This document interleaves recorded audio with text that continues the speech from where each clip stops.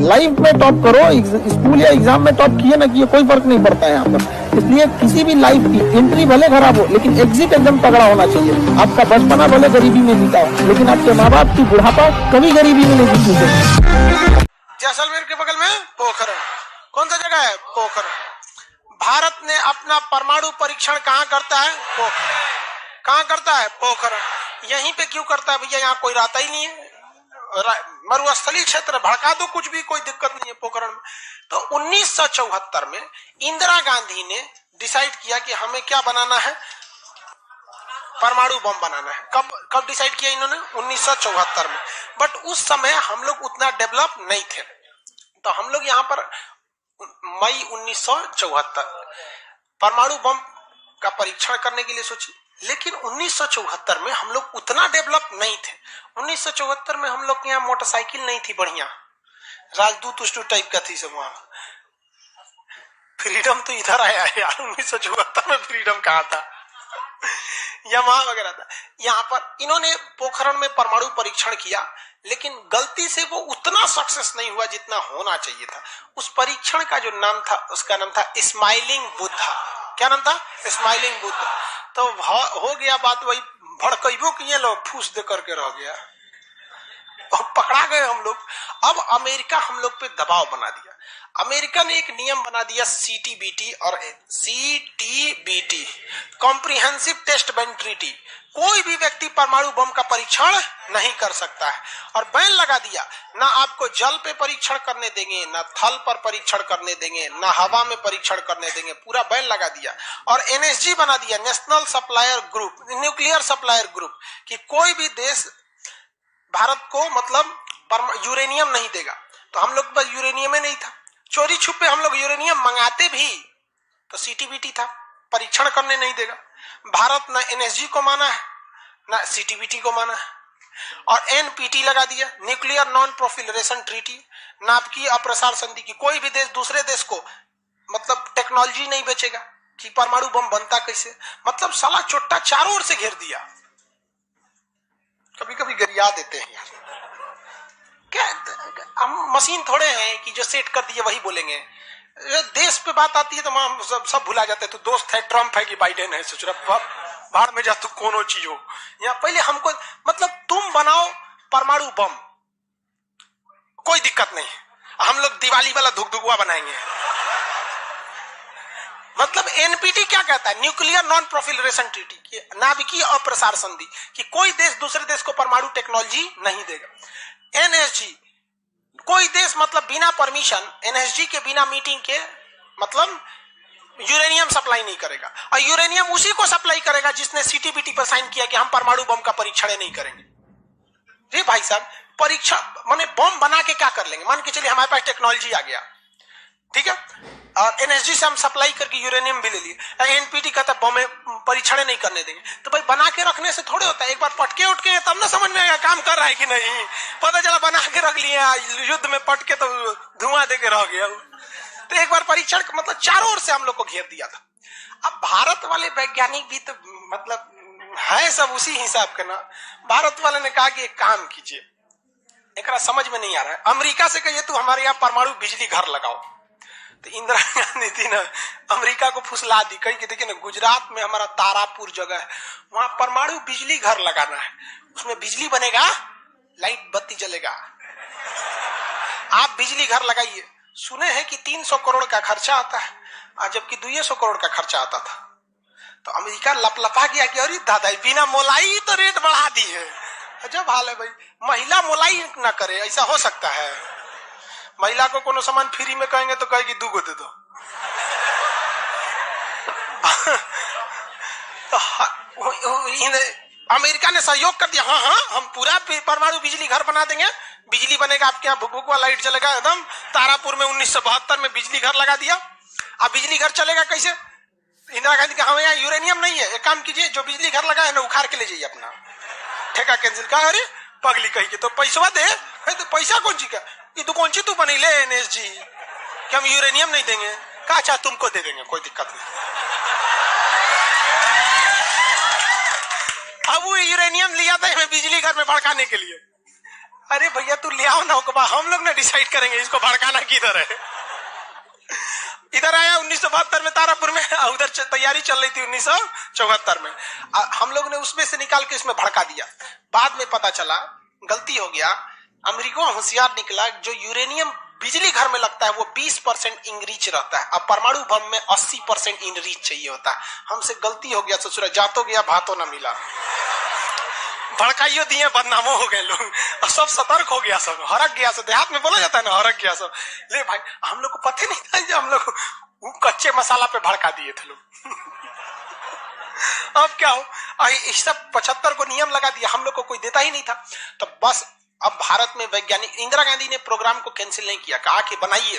अब भारत में धीरे धीरे आगे गए, एक से एक वैज्ञानिक मिल गए सब। उसमें एक चिदम्बरम थे, बहुत मशहूर वैज्ञानिक, और उसके बाद मिल गए हमारे एपीजे अब्दुल कलाम, सोने पे सुहागा। इन्होंने परमाणु बम बनाने की पूरी तैयारी कर ली। अब तब तक लेकिन कोई भी प्रधानमंत्री डरे उन लोग को खुली छूटे नहीं देता था कि परमाणु भड़काइए, क्योंकि अगर फूस हो गया, देखिए भड़क के सक्सेस हो गया तो किसी के बाप की औकात नहीं फिर कुछ बोले। भड़का दीजिए उसको, उसके बाद कौन सी बोलता है, ले आओ रे, ले आओ तो कौन सी नहीं। लेकिन अगर भड़काए और फूस कर गया तब तो पिटा जाएंगे। जापान पर परमाणु बम मार दिया था अमेरिका, जापान चुपचाप देख लिया था। जापान के बाद परमाणु बम रहता ना, अरे बाप रे बाप, उनको तो दिखाया रहता, जापान मार मारा रहता ना, जिसका कोई हद नहीं। मजबूरी हो गई थी। तो भारत के सामने यही रास्ता था कि भैया अगर भड़का दिए और अगर सक्सेस नहीं हुआ तो इस बार माफी मिलने वाला नहीं है, क्योंकि 1974 में एक बार माफ कर दिया था। लेकिन अटल बिहारी वाजपेयी का जब नेतृत्व आया प्रधानमंत्री का, तो अटल बिहारी वाजपेयी ने कह दिया था भैया कुछ भी हो जाए, कुछ भी हो जाए, हमारा देश रहना चाहिए। आज के नेता रियलिटी बताते हैं। अटल, हम और आप उस पीढ़ी में से हैं जिन्होंने एक साथ दो महापुरुष को अपने देश में देखा, राष्ट्रपति के रूप में एपीजे अब्दुल कलाम और प्रधानमंत्री के रूप में अटल बिहारी वाजपेयी। और ये सौभाग्य पृथ्वी पर अब किसी को नहीं मिलने वाला, क्योंकि ये ऐसे लोग थे जिनका अपना परिवार बाल बच्चा कुछ नहीं, देश ही समझा, मतलब देश है, मतलब देश है यहाँ पे, और कुछ नहीं। यहाँ पे गलवान में चीन घुसा है ना, चोट्टा अटल बिहारी वाजपेयी रहते तो क्या बता रहे, तो दिखने में बुढ़ा थे अटल बिहारी वाजपेयी। यहाँ पे बड़े बड़े जवान लोग का छक्का छुड़ा देते थे बॉर्डर पे। उन्होंने खुला छूट दिया एपीजे अब्दुल कलाम को, कहा कि आपको हमारे परमिशन की जरूरत ही नहीं है, आपको जो करना है करिए, हमको नहीं, हमको बस परमाणु बम चाहिए, हमारी सरकार रहे चाहे सरकार गिर जाए। और रियलिटी में है, भारत में अटल बिहारी वाजपेयी अगर परमाणु परीक्षण न करते तो भारत पर अमेरिका सैंक्शन नहीं लगाया रहता और अटल बिहारी वाजपेयी की सरकार नहीं गिर जाती। लेकिन अगर वो अपनी सरकार को सोचते तो कोई भी शिक्षक मंच पर खड़ा होकर किसी प्रधानमंत्री का खुलेआम तारीफ नहीं कर सकता, वरना कितने प्रधानमंत्री आए, कितने गए, किसी के लिए शब्द नहीं निकलता है। तो इतिहास हमेशा याद रखिएगा, आपको न्यौछावर करना पड़ेगा। यहाँ पर ऐसे चमचागिरी करने से किसी का नाम लेता आदमी, लेकिन विरोधी भी जिनका नाम लेते हैं, ऐसे महापुरुष थे अटल बिहारी वाजपेयी, एपीजे अब्दुल कलाम। कोई है जो गरियाएगा? हाँ, उसे अपने बेचारा शर्मा जाएगा, किसको बोल। उन्होंने खुला छूट दिया और कहा कि जो करना है करिए। एपीजे अब्दुल कलाम कहे ठीक है, लेकिन अमेरिका को पता चल गया कि सोचा एपीजे अब्दुल कलाम चल गया वहां, ये पक्का सफल कर देगा, तो उसने उसके ऊपर ना सैटेलाइट छोड़ दिया। अमेरिका से सैटेलाइट छोड़ा और भारत के ऊपर निगरानी करने के लिए। अब यही गलती कर दिया अमेरिका से सुना। एपीजे अब्दुल कलाम को फुसलाने के लिए नासा बुलाया, आइए ना, आइए नासा आइए। तो एपीजे अब्दुल कलाम चल गए और कहा कि देखिए देखिए कितना बड़ा बड़ा मशीन है नासा में, ऐसा ना इंडिया में है, टूटल फूटल स्टेबलाइजर रख ले रहता है, स्टेबलाइजर का नट उड़ जाता है तो पिलास से दाब के करता है। कहा वहां वैज्ञानिक बने, यहाँ आइए हम आपको नासा का हेड बना देंगे। यहाँ पर कहा कि ठीक है, हम नासा का हेड हम क्या करेंगे, हमारा कौन है, ना बाल बच्चा ना कुछ, एक को चीज है मेरे लिए, मेरा दुनिया में कुछ नहीं है, केवल और केवल मेरी भारत माँ है, आप वो भी छीन लेंगे हमसे, ऐसा थोड़े हो सकता है। उन्होंने कहा नहीं, और यही सोचना उससे गलती हो गया। वहीं पर उन्होंने देख लिया था कि अमेरिका ने भारत के ऊपर क्या लगा रखा है, सैटेलाइट मॉनिटरिंग के लिए, और वहां पे उसने अमेरिका की सबसे बड़ी गलती हो गई। यहाँ आने के बाद उन्होंने बता दिया, देख भैया हम जो काम कर रहे हैं ना, सारा अमेरिका क्या कर रहा है, सैटेलाइट से देख रहा है। तो सब वैज्ञानिक का असर ले, भड़काने से पहले तैयारी करना पड़ता है 1.5-2 महीना की। अब क्या किया जाए, तो कहेगी देखो भाई, इस अमेरिका की जो सैटेलाइट जाता है ना, दोबारा घूम के आने में ना लगभग 1-1.5 घंटा का गैप हो जाता है। इसी बीच में जो करना है करो। कहा कि 1.5 घंटा में कौन सी करेंगे। तो अटल बिहारी वाजपेयी ने खुला छूट दिया था किसको, एपीजे अब्दुल कलाम। एपीजे अब्दुल कलाम ने कह दिया ना कि एक काम कीजिए, ऐलान कर दीजिए कि यहाँ मिलिट्री एक्सरसाइज होने जा रहा है, सेना यहाँ युद्ध अभ्यास करेगी, कैसे युद्ध लिया जाता है, एकदम ओरिजिनल युद्ध का मैदान। अब युद्ध में कहीं घर बन रहा है तो कोई पूछ रहा है काहे लिए बन रहा है, तो इसी पे बम मार के प्रैक्टिस करेंगे। घर नहीं बन रहा था, वो इसलिए बन रहा था कि परमाणु बम कितना खतरनाक होगा। लोगों को लगा कि फौज इस पे मार के देखेगी कितना तबाही मचा रहा है। भाई साहब बकलोल, वो तैयारी अब्दुल कलाम ने करवा रहे थे कि जब फोड़ेंगे तो देखेंगे कि घरवा उधियारा है कि नहीं। तो लोगों को लगा हम मिलिट्री एक्सरसाइज कर रही है, सब चीज काम हो गया। लेकिन अमेरिका को कहीं ना कहीं भनक लग गया, क्योंकि हर घर में सतयुग से कलयुग तक साले विभीषण हर जगह मिलते हैं। भारत में कोनो जाके कह दिया वहां पर तो भनक लग गया। तो अमेरिका ने उस सैटेलाइट की टाइमिंग घटा दी। अब जो घंटों का गैप रहता था वो चंद मिनटों का गैप रख गया, 20-20 मिनट का गैप रहता था। लेकिन इन लोगों ने अपना काम निपटा के रख दिया था। लेकिन समस्या ये थी ना कि सब चीज तो बन के रेडी हो गया, हर चीज रेडी हो गया, लेकिन अगर परमाणु बम फोड़े और फूस करके रह गया तो समस्या यही थी। भड़क गया तो टेंशन ही नहीं था। तब क्या किया गया, सैटेलाइट हुआ तो रहेगा। तो अटल बिहारी वाजपेयी का पूरा छूट था, एपीजे अब्दुल कलाम को इनको टेंशन ही नहीं था। उन्होंने कह दिया अटल बिहारी वाजपेयी से कि ये काम करते हैं हम अब आ गया, हम मई में इसका बम फोड़ देंगे कोनो दिन में, 9 तारीख चाहे 11 तारीख कोनो दिन हम फोड़ देंगे। तो कहें कि भाई आपको जो करना है करिए ना, हमको मत बताइए, हमको बस परमाणु बम चाहिए, बाकी अमेरिका कौन चीज करेगा हम देख लेंगे यहाँ पर। तो अटल बिहारी वाजपेयी से खुला छूट मिल गया। अब इन्होंने 9 मई 1998 डेट क्या कर दिया, डिसाइड कर 2 दिन किया था, एक 9 मई को भी फिर 11 मई को। पहले 11 मई 1998 शक्ति 98 कोड नाम था। जैसे अमेरिका का सैटेलाइट गुजरा, पूरी तरह से कैलकुलेशन हो गया था कि कैसे कैसे होने वाला। अमेरिका का सैटेलाइट जैसे गुजरा तुरंत यहाँ पे भारत का परमाणु बम को ब्लास्ट किया गया। और जैसे ब्लास्ट हुआ तो जो मिलिट्री एक्सरसाइज कर रही थी उसको तो भेज दिया गया था 2 दिन पहले ही। जो बिल्डिंग बनाई थी वो खाली पड़ल था, धाए दे गायब हो गया बिल्डिंग, पूरा धुआं हो गया, पूरा भयानक। अब परमाणु बम क्या हो गया, लगभग सफल हो गया। वैज्ञानिकों को लग गया था सफल हो गया, लेकिन भाई अब ये फोड़े अभी कैसे पता चल जाएगा सफल हो जाएगा। आप अंदाजे ना बता सकते कि भाई इतना तबाही एक अच्छा ही बम ला सकता है। लेकिन तब तक सैटेलाइट उसका घूम के आ रहा था और पकड़ लेता तब क्या होता, मान के चलिए पकड़ लेता, अब पता चला कि सफल ही नहीं हुआ, खाली धुआं कर दिया, गड़बड़ हो गया। तुरंत अटल बिहारी वाजपेयी को फोन किए एपीजे अब्दुल कलाम कि तुरंत आप मौसम विभाग को कहिए कि राजस्थान में भयानक तूफान आया है, कोई नहीं जाएगा। अटल बिहारी वाजपेयी ने तुरंत घोषणा करा दी राजस्थान के लोग अपने घर में रहे, बहुत भयानक तूफान आया है। अब उसका सैटेलाइट आ रहा है तो देख रहा है धुआं हुआ है, तुरंत मैसेज भेजा नासा में, धुआं हो गया यहाँ पे। कहीं मतलब धुआं हुआ है, तूफान आया है वहां पे। तूफान आया है, सोचा वहां से चला गया। तब परीक्षण देखा गया, एकदम सक्सेस। अब टेंशन ही नहीं है, एक और फोड़ दो, 2 को फोड़ दिया गया, पूरी तरह से सक्सेस हो गया। और ससुरा अमेरिका को अभी तक पता है कि वहां तूफान आया है, अरे वहां दूसरा तूफान आया है। अब भारत में कुछ भी कहिए तो डर तो लगता है, भाई अमेरिका बहुत खतरनाक देश है। आज हम लोग भले शक्तिशाली है, 1998 में हम लोग को पाकिस्तान आगे दिखा देता था, 99 की करगिल वार याद कीजिए। आज हम लोग बहुत आगे निकल गए, लेकिन उस समय बहुत पीछे थे हम लोग। अब डर तो था ही। अब भारत के प्रधानमंत्री सब राष्ट्रपति पुकारे थे अमेरिका क्या करेगा, ओके पते नहीं। 9 तारीख बीत गया, 10 तारीख बीत गया, पता ही नहीं चला अमेरिका को। अटल बिहारी वाजपेयी अब्दुल कलाम से पूछे कि महाराज तो सोचा कुछ सुगबुगा ये नहीं रहा, तो पते ना चल। एक काम करते हैं, आप धड़ल्ले से फोड़ देते हैं, क्या फायदा है हम। तो फिर 11 मई को 3 गो और फोड़ दिए, 2 गो गायब करके। जैसे परमाणु बम निकला धाम से फोड़े, पता ही नहीं चला दूसरा। लेकिन भाई धड़ाधड़ 5 गो फोड़ दीजिएगा तो पता चल जाएगा कि नहीं पता चल। ये डाउट हो गया पाकिस्तान को, जनते का है। हम लोग फोड़ रहे थे यहाँ पे, अब भूकंप आ रहा था यहाँ। फोन किया अमेरिका को कि बकलवा आंधी उंधी ना उठ लो, फोड़ दिया वो परमाणु बम। अमेरिका सोच रहा माथा फोड़ रहा है अपना, कह रहा है कि अब क्या करें हम। यहाँ पे नासा वालन को गरियाया गिरे चोट्टा कहीं का, तू लोग को सैटेलाइट लगाओ, आई लगाओ। वहां पे कौन चीज देख रहा था लोग वहां पे, कि हम तो बोलबे किए थे कि उधर दुका उठाया था, अपने ना बोल रहे थे कि आंधी उठल है वहां पे। अमेरिका आग बबूला हो गया और तुरंत अमेरिका का प्रतिक्रिया आया कि भारत को इसका बहुत भारी कीमत चुकानी पड़ेगी। तो भाई जिसकी कीमत भारी ना हो उसे चुकाने में मजा क्या है। और अमेरिका ने खुलेआम भारत को ललकार दिया कि भारत, अमेरिका कभी भी इस बात को स्वीकार नहीं करेगा कि भारत एक परमाणु संपन्न देश है। भारत को कभी भी अमेरिका इस बात की मान्यता नहीं देगा। अटल बिहारी वाजपेयी ने भी कॉन्फ्रेंस तुरंत मीडिया के सामने आए और कहे कि जो चीज हमारे पास है उसके लिए हमें किसी के प्रमाण की कोई आवश्यकता नहीं है, और जिस देश को यह लगता है कि हमारे पास परमाणु बम नहीं है या जिन देश को हम पर शक है वो आ जाना युद्ध के मैदान में, बताएंगे है कि नहीं। अब पूरी तरह तबाह हो गया।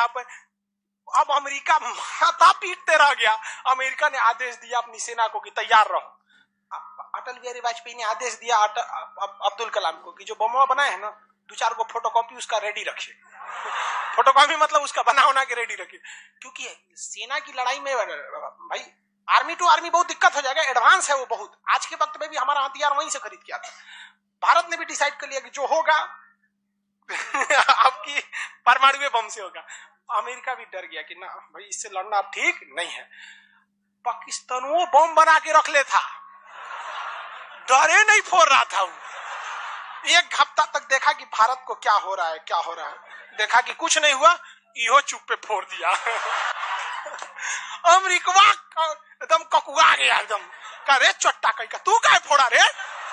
तो पाकिस्तान में झाड़ दिया अमेरिका को कि हमरे बोलेंगे कमजोर जान के, फोड़ले आपके आप बाई तो एकरा नहीं बोलेंगे आप, हम कमजोर हैं तो हमरा बोल देंगे। एक काम कीजिए, आप भारत को जो सजा दीजिएगा हम भी वही सजा काट लेंगे।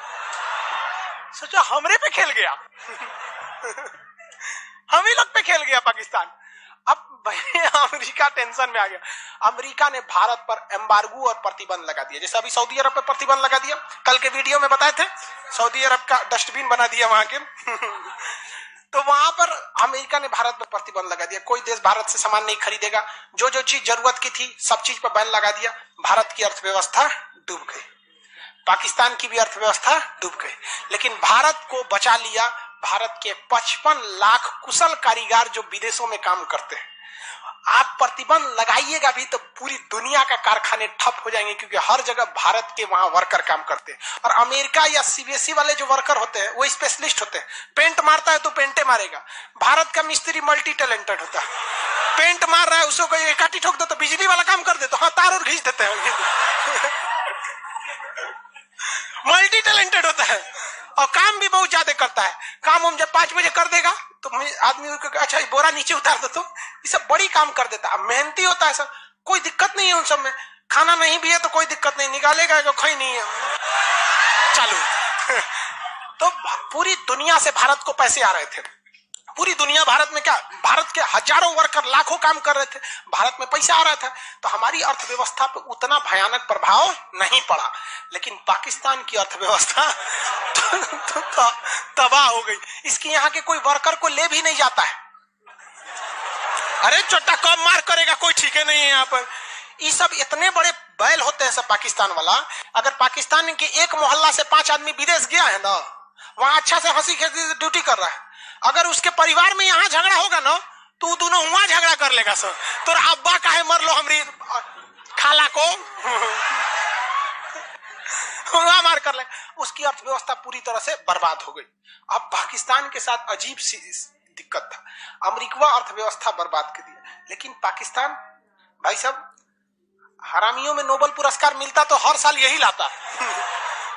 इसने कहा कि एक काम करते हैं, अमेरिका ने हमको ऐसा बर्बाद किया है कि परमाणु बम होने के बावजूद हम तड़प के रह जा रहे हैं, हम भी अमेरिका को तड़पाएंगे। यह कहता है ना कि हम किसी से खरीद नहीं सकते हैं, व्यापार नहीं कर सकते। एक काम करते हैं, हम परमाणु बमें बेचते हैं। सचरा उत्तरी कोरिया को बेच दिया। किंग जोम पगला को देखे, उसका टेक्नोलॉजी पाकिस्तान दिया है। सद्दाम हुसैन को, ईरान को, सबको बेचने लगा कि सारा थ्योरी ले आके देखता था कि देखिए ऐसे ऐसे परमाणु बम बनता है, लीजिए 20 करोड़ दीजिए जाइए। अब अगला हिसाब 1 महीना तो काटेगा आदमी, अगला हिसाब देखे। अमेरिका कर रहे पाकिस्तान में चोट्टा क्या कर रहा है, क्या कर रहा है, मरे हम भूखे मरे, आप प्रतिबंध हटा दिए और नहीं तो हम इसको फेसबुक पे डाल देंगे।